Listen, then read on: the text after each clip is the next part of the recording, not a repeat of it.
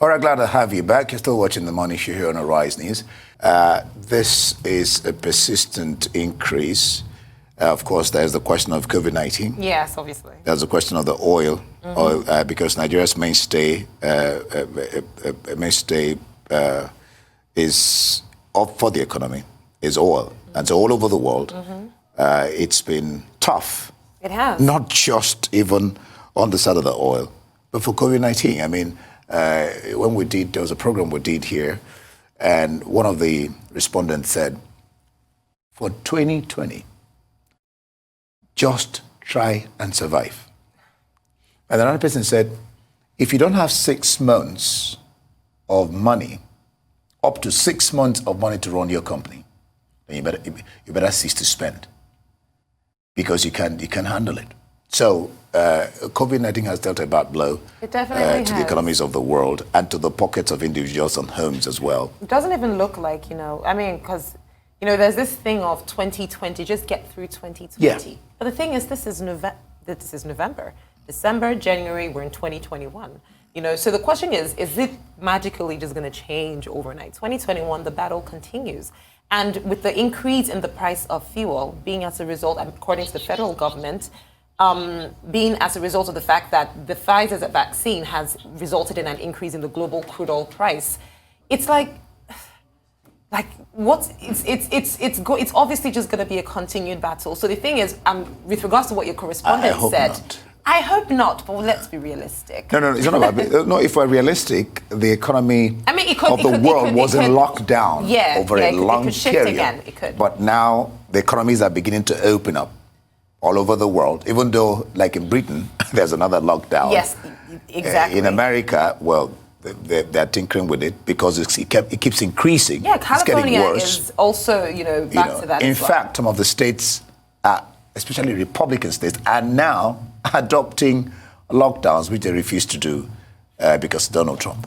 All right, I think I got it. There's the report. Yes.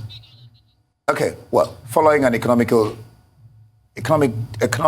challenging year marked with a high unemployment rate, stagflation and rising food prices, news of a recent petrol pump price increase has not been well received in Nigeria. Of course, it wouldn't be.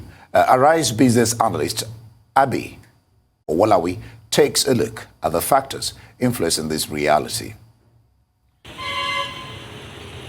A new hike in the retail pump price of premium motor spirit, otherwise known as Petrol, looms in Nigeria as the Petroleum Products Marketing Company, PPMC, has increased the product's ex-depot price. Consequently, marketers will dispense the products to motorists within a band of 165 naira and 173 naira per litre. The increase comes despite the dwindling price of crude oil at the international market and a somewhat static state of the exchange rate from the last increase. Now, while this is a done deal, what do Nigerian commuters think of this development? And how much do they understand about the forces that have played a role in this outcome? Coming from the lockdown that took a long while and people are still trying to bounce back to their normal duties and all. Now the fuel went down during the NSAS and now it's going back to 165. In a couple of months it's back to 170, right? It doesn't make sense. Now I'm an Uber driver, and with the recent hike in the petroleum price, we no longer make profit on Lagos Road. And, owing to the hardship on Lagos Road, plus the hike in the fuel price, we drivers, we are finding it difficult. Well, it's expected, but we didn't know it's going to go high. I think our feeling is that the price of fuel is going to come down since they said it's deregulated. We thought that once it's deregulated, the market forces will determine what the prices is going to be. There'll be competition, and we expected that the prices are going to go down. Before I used to fill my tank with about 12,000. Now 15,000 can't even fill it up. And I have to fill other cars and other cars, and you go to the market, everything is crazy. It's went up the roof. There have been problem of coronavirus, which has affected all the business structure. Majority of them, they are packed up, and there's no way to survive. Government have not made any adequate arrangements to alleviate this kind of situation in their life, rather than to increase the fuel pump price. With a fragmented understanding of market forces dynamics, an incremental trajectory of petrol prices in the country for the man on the street only means yet another hard pill to swallow. And while the economic indicators might show that we are making the right decisions, the pressures and burden on the average Nigerian is indeed enormous.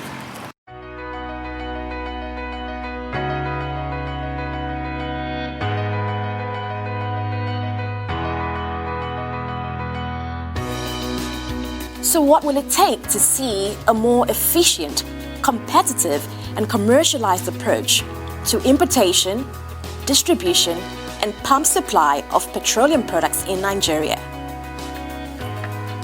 To gain some perspective on this, I spoke to the Executive Secretary and CEO of the Major Oil Marketers Association of Nigeria, MOMAN, on whether a collaboration between marketers and regulators is indeed enough to get the country going.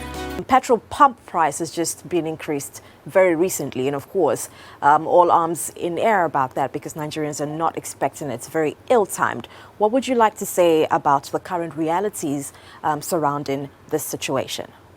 Okay, I guess I should start by saying, up till now, it is the government that has been subsidizing fuel prices. It usually should have always been the government, but there were very many times when the government was late in paying marketers. So marketers took the brunt, took a really big hit.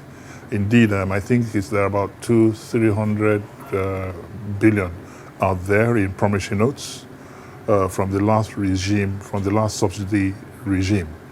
So marketers did suffer the brunt, but it was, in theory, the subsidy should have been carried by the government, by the country. Having said that, the current situation is there is no money. There is no easy way of saying that. We are borrowing. We have borrowed. There was a time this year that what we were paying towards the debt servicing was as high as 90-something%. Now I'm told it's about 85%. That is the revenue that we earn as a country that is going to pay the debts that we have taken as a country. So the policy of subsidizing fuel prices just doesn't work anymore. We have borrowed for so long for the subsidy. It's not very smart. You cannot borrow for consumption. If you do that, then you're heading in only one direction. We have done it for so long that it would take us a while to climb out of that hole. The average man on the streets is concerned about waking up every other 6 months to hear about a petrol price hike. But on the other hand, you have marketers that also experience some existing challenges and bottlenecks. Access to forex exchange would really be one of the top issues in that regard. What sort of sensitization is going out there for the man on the street to understand some of the intricacies that the sector itself faces when it comes to oil marketers? The first is that the first element that impacts the price at the pump is crude oil. Now, when I say crude oil is what we use generally when we're speaking to the public. But in the industry, it is more Platts. Platts is the benchmark that is used to determine the price of refined crude. So like when we're talking about PMS, Petrol, it is Platts that we use. And Platts, there's a lag time between Platts and crude. So the crude oil price may go up and down, Platts follows it gently. And so if it goes up and down every day for a couple of days, then Platts will smoothen it out because Platts doesn't follow immediately.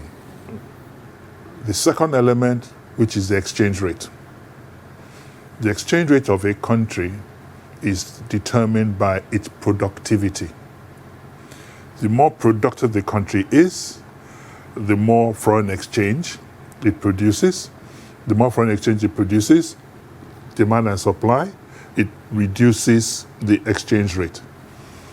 The exchange, because as a country we are not at our productive best right now, and we haven't been for very many years. We haven't invested in production. What has happened is the exchange rate has continued to move in the wrong direction.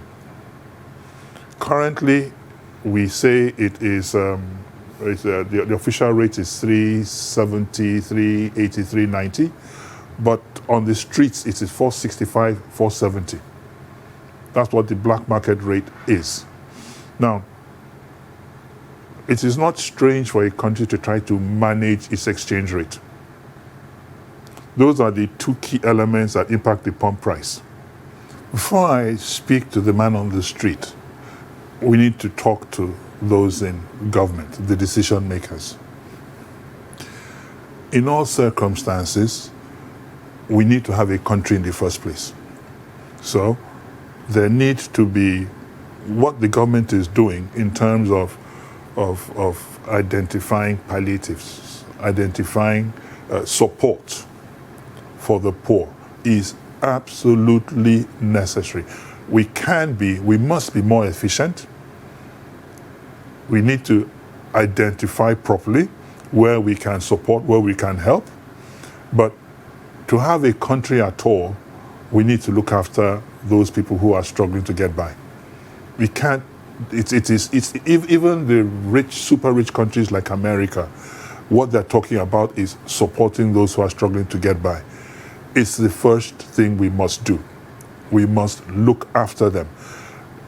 It is how we look after them that is the problem. We must produce. We must improve our productivity as a country so that we can have the money to look after them. That is what is key. There are too many government agencies whose sole purpose is to take money out of the pocket of the small SMEs, the small businessmen, the small businesses who are struggling to survive. In a filling station, if you know what a common filling station dealer goes through, because everybody perceives that he is selling, they don't know that 95% of the value that he has when he sells a liter of fuel doesn't go to him. In fact, it is 1% that goes to him. The rest of it is other people's money. It is the money for the cost of the fuel, it is the money, but people just see the 165, 168 naira, and then they go and they try and take out of that. So you have all kinds of agencies looking for internally generated revenue, and they are just knocking down and knocking down and knocking down those businesses who you need to thrive. So we need to sort out all these agencies that are, it's not just in our filling stations, it is all these, whether it is the corner shop or the people who are struggling to survive. You can't just keep going to knock them down. We need to allow businesses to grow, businesses to thrive. I want to talk about the PIB.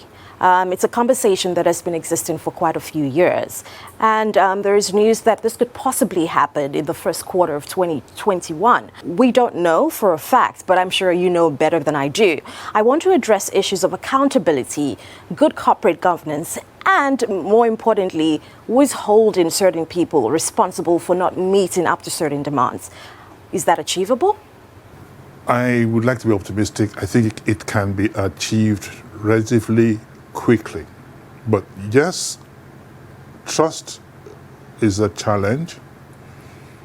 I'm sorry, we have set prices for the last 30, 40 years. This has been inimical to investors' interest.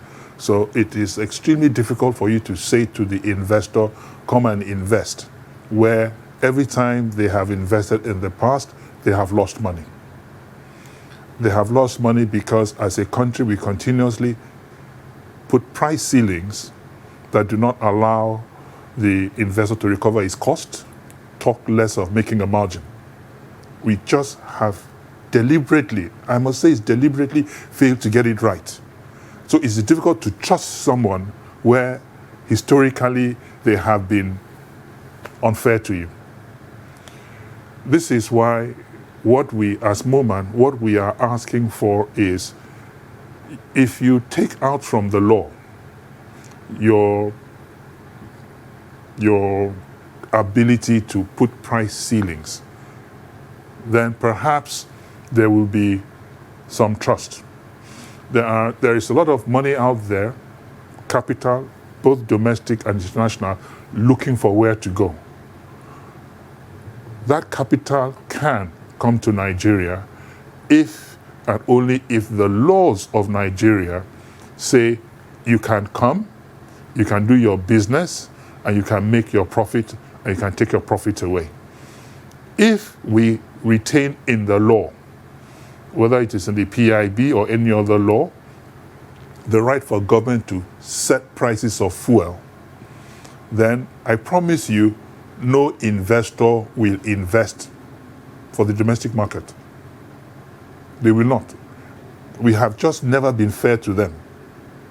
If, however, in the PIB, we remove all references to, and we repeal all the laws that allow government to set prices, we take them away, then a lot of money can come in extremely quickly, because there is an opportunity right now for this country, very small window of opportunity for the country to become the refining hub.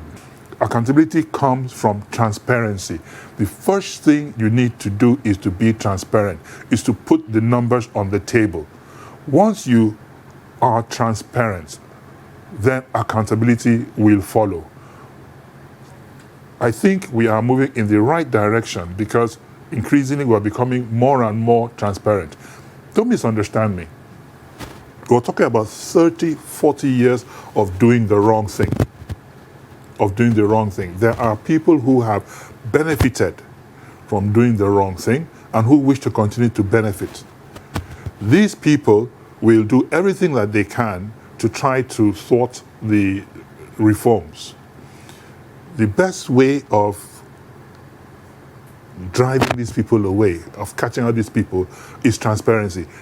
What about savoir-faire and technical capabilities? Do you believe that we have it in abundance to be able to meet the task ahead of us? This is a very strong point for Nigeria. 200 million Nigerians. We have the largest number of universities in Africa. We have had, in my industry, we have had crude oil. We've been exploiting crude oil for 70 years? In that period, we've had all the IOCs in Nigeria. They have trained thousands, literally thousands of Nigerians. In terms of savoir-faire, in terms of connaissance, we have extremely good quality human resources.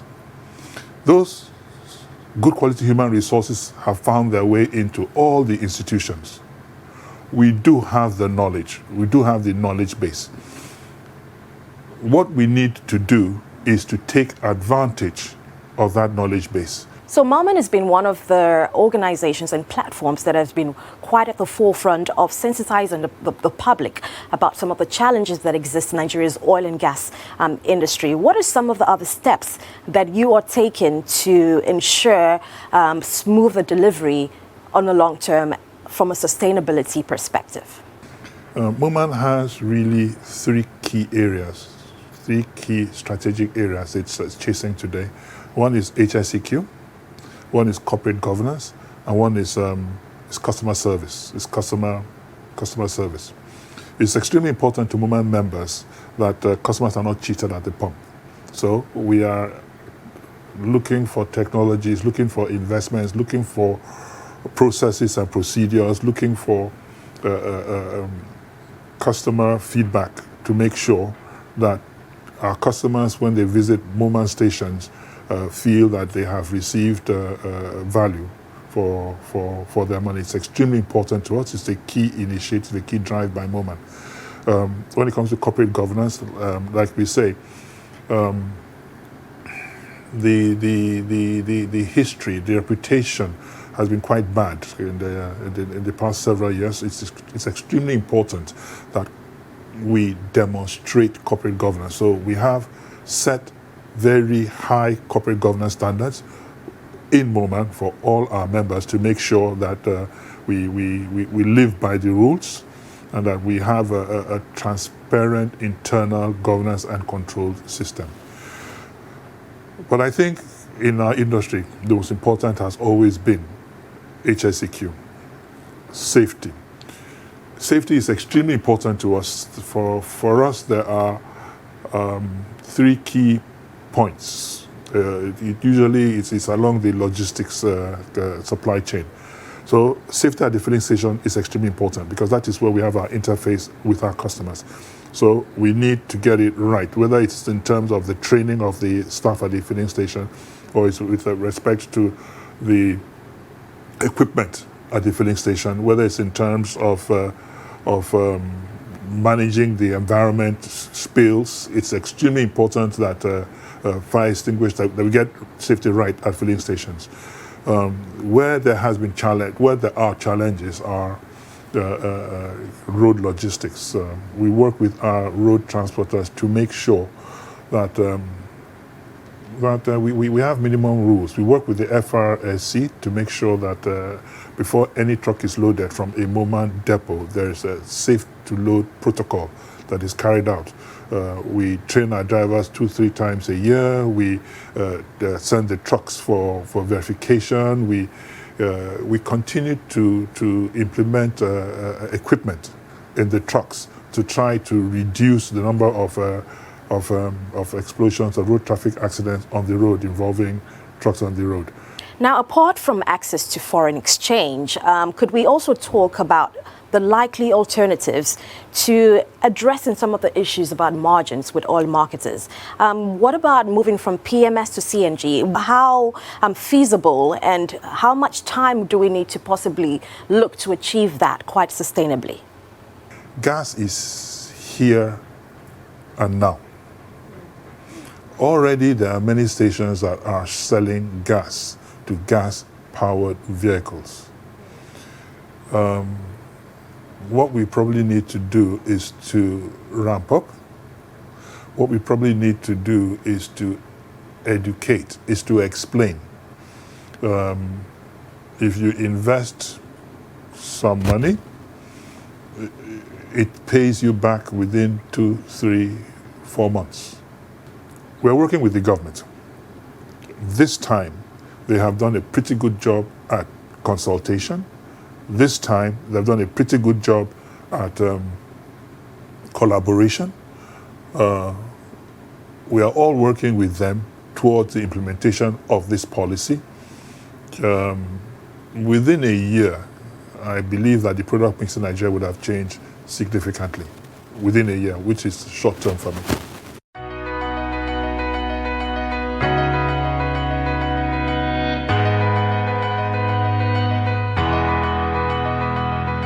It doesn't make sense. In a country that produces crude oil, sometimes I wonder, why are we going through this? Deregulation, liberalization, competition. The steps required to answer these questions. Abio Wolawi, thank you so much for that report, interview with Clemens Iksong, the Executive Secretary of MOMAN. All right, you're still watching, I was going to say News Day, you're still watching the morning show. When we come back, we have Nigerian filmmaker Biodo Stevens to discuss everything Nollywood. Stay with us.